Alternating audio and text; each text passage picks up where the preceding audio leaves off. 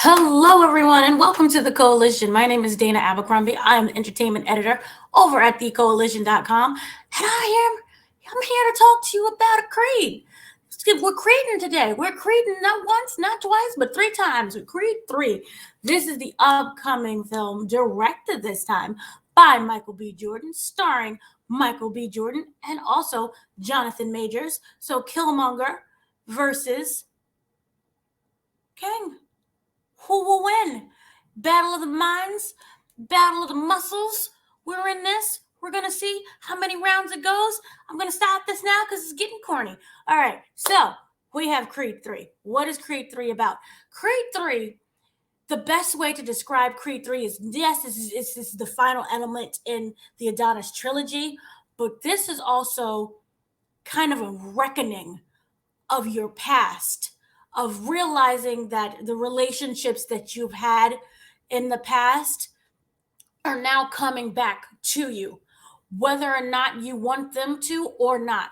This is about when you think you can bury emotions and bury incidents that happened to you as a child and tuck them away, that they'll be gone forever. But no, they're going to come back at you when you least expect it. Most likely when you're at the top, though, because that's when people take notice of you. When you're at the top and you're succeeding and you're happy and you're living your best life, that's when somebody's going to tap you on the shoulder and be like, remember me? Hi. Remember what you did to me? Remember my life? Remember how my life could have been similar to your life, but you decided to take a different path. You decided that you didn't want anything to do with me. And I kind of feel like I am thrown away and disregarded. And so I'm going to come after you now because, what I think I am owed, it's time for you to pay your debts, in a way of speaking. So let's just kind of talk about what Creed 3 really is. What's this about, and why exactly I think that this works wonderful as the final chapter in a trilogy, but also this is kind of really excellent as just a standalone. If you never watched 1 and 2, you're gonna be lost a little bit, but this works as also something just going right into. You can ask your little questions later, like who's Adonis, who's this guy, but the story element is something that you don't really need to know every detail about. So what exactly is Creed about? Well, Creed 3. Creed 3, it picks up a year after Adonis. Creed shocked the world by coming from nowhere to win the heavyweight title his late father, Apollo Creed, and mentor Rocky Balboa once held. This is kind of like a legacy belt in that way. And Adonis is really proud of this. He's happy. He's at the top of the world. But, he defeated all of the people that he could defeat. He defeated Victor Draco. He defeated Danny Stuntman Wheeler. And now he's settling down in life. He's retiring. Remember, he married Tessa Thompson's character. He has a wonderful baby daughter who, she's deaf. Not really a spoiler, but I just really wanted to highlight. I love that they use sign language in this. I love how we're getting different actors with different characteristics and skills, and this deaf actress who plays her daughter is just, oh, you just want to hug her and learn sign language so you can communicate with her more. It's really just really beautiful, the touches that they add with the ASL community. So I just wanted to highlight that. So lovely. The man is rich at this point. He's happy. He's defeated whomever he needed to defeat. He won the belt. He's on the ESPNs. He's being, celebrated, but he wants to wind down now and live his best life as a father and a husband. So we get to see his home life, also what his wife is doing. So it's really sweet. And also his daughter's picked up some of his traits, some of his little skills in the ring. We won't really go into that, it's spoiler free. So, like I said, he's stepping down and he's training now the current champ, Felix Chavez, at his residence in Adelphi. Kind of I am stumbling, but he is training Felix for his upcoming bout. He wants to pass on the knowledge that he has to other people because that's essentially what happened to him. So he's passing that on. He's ready to kind of be Rocky Balboa in a sense. He's ready for that kind of life of mentorship and just being happy. But when you're at the top and when you're at your happiness, sometimes there's that someone that comes back into your life. Hey, remember me? Remember that time? Hey, I know you're too happy right now. Let me kind of talk to you about my life. It's not going really well. And not just talk about my life, but the fact that you ruined my life. So childhood friend and former boxing prodigy Damian Anderson, played wonderfully by Jonathan Majors, comes knocking at that door. He resurfaces after serving like 20 years in prison. And he is not only excited to meet his friend again, but he's excited to get a shot at that belt. And this one isn't just like, I'm your raggedy friend that came back into your life after 20 years. I see you're champion and I wanna be champion as well. I might be a little bit jealous of you because I know I'm better than you and I deserve the spot more than you. This is something that's more than this. This is something that has direct ties to his past. This is someone from his past that is really, he feels that everything that he has tried to do at this moment is to get back at Adonis Creed because his past went so differently than Adonis. They were right there in the middle with each other. They were ride or die, you know? And after an incident occurred, he was so young, but he was able to kind of escape the life that now his friend had to do. So I'm trying to not spoil anything, but this movie really is more about what happens when your past starts chasing you, what happens when the bad stuff in your life you thought you can lock away, you can bury, is now coming back out at the surface. But this is also about humanity and the many nuances of someone's personality, the characteristic of their past. And this is also, most importantly, about empathy. Adonis Creed here, it's not like I'm just going to fight somebody and that's that. This is about someone who they were really close, right?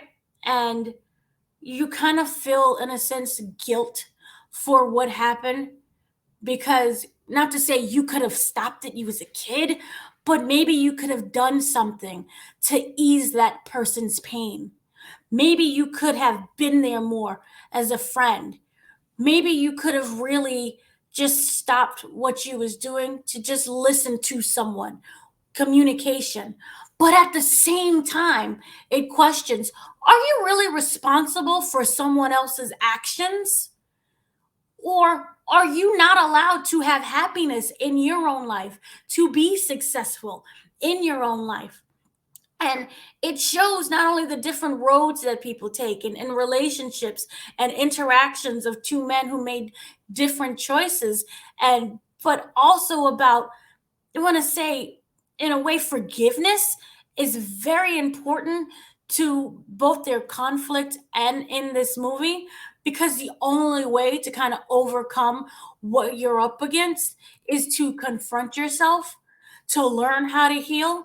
But what happens when you haven't healed yet and this person who also has not healed is ready to come at you? So that's what makes this movie far different than the other Creed movies. And also with that, he has to realize and understand who Adonis is as a man and as a father to his daughter. She looks up to him. Well, what kind of person am I if I'm broken?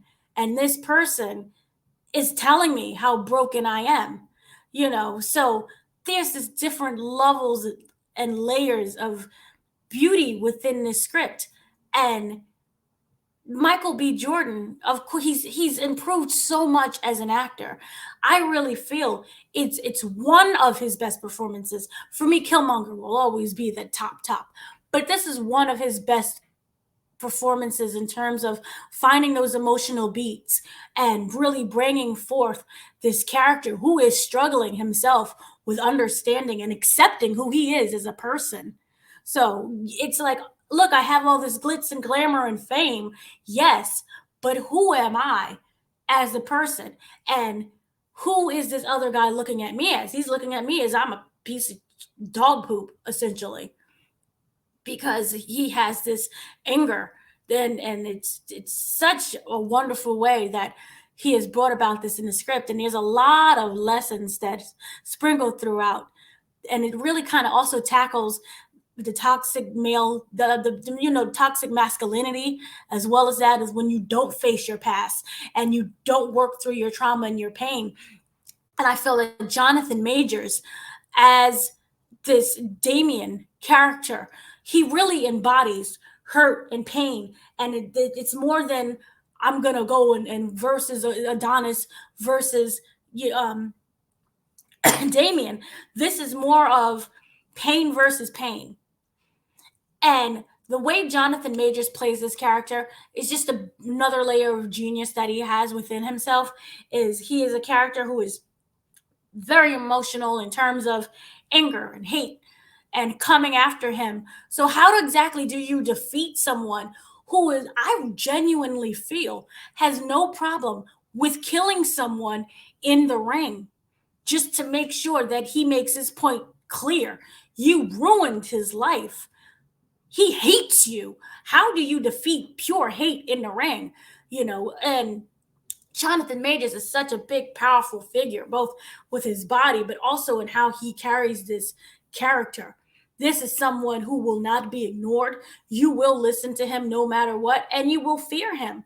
And he comes across, he kind of slithers in real quickly. It's like, hey, remember me? Tries to be a little friend. So, like, how but you can still see there's something within himself that is a little, hey, we'll get you. But remember me? Hey, friend. And he's just waiting for that moment to get back at you. So that's what I really loved about this movie, and I really love the textures of that, what he was brought forth within that script. And also there are other characters in here that kind of elevate the story. We have Tessa Thompson. She is back as Bianca, the wife, where now she's a successful music career. She's producing music, and she has her daughter Amara, who is ready to learn boxing from her dad. And it's not like, hey, I'm going to be the next boxer. She wants to hang out with her father. She wants to be there for him. And they created this really supportive kind of community with themselves. Felicia Rashad is back as the mom. And, she has some things with her past that involves her son, that also involves Dame, because remember, they were childhood friends. So it involves a bunch of everything, and there are connective tissues all throughout this movie that is just really great how they are able to give each character a moment to shine and give them their moment while telling the story overall, and it never really feels like it's going someplace else that it really shouldn't be. This is a really tightly written script, and I love this about that. Also, we have to talk about the styles. This is an IMAX movie, filmed with IMAX characters, filmed with IMAX cameras. I saw this in IMAX, and that's kind of the best way to watch this movie, is to find one of the big IMAX theaters and just watch this, and the sound is beautiful. The visuals are nice and crisp. It really feels that you are right there in the ring. And here's one of the things that's really different about this. The ring, the boxing itself, this is an anime style. So if you're not used to that at all, it's going to throw you. You're going to be like, this is not real boxing. It's an anime. So it adds another stylized element to the movie that makes this really exciting. And there's also a lot of metaphors within the boxing matches itself. There's a lot of blocking out of the world, and all you see is just this boxing ring. And sometimes the ring will turn into a prison, because that is the prison that we're in. And, that we're fighting in our own prison and we can't break out of. We're fighting in our own hate that we can't break out of. And I really loved how they added that kind of layer to it. So there's a lot of metaphors. There's a lot of beauty within this. Is the script 100% perfect? No. And I'm going to tell you that there are elements that came too conveniently.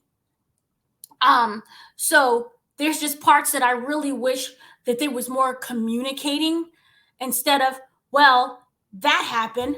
Well, I guess it did happen. Bye. Bye.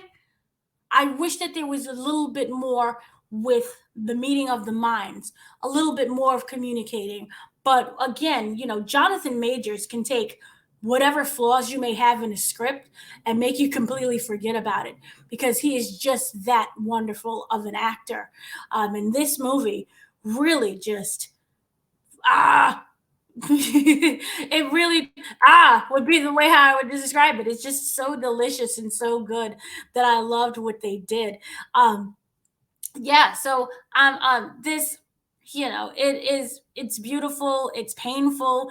You have, Damian. He is a character who, him going up against Adonis, it's a life changing chance because you spent all these years in prison through, basically, you want to say, and it's not Adonis's fault.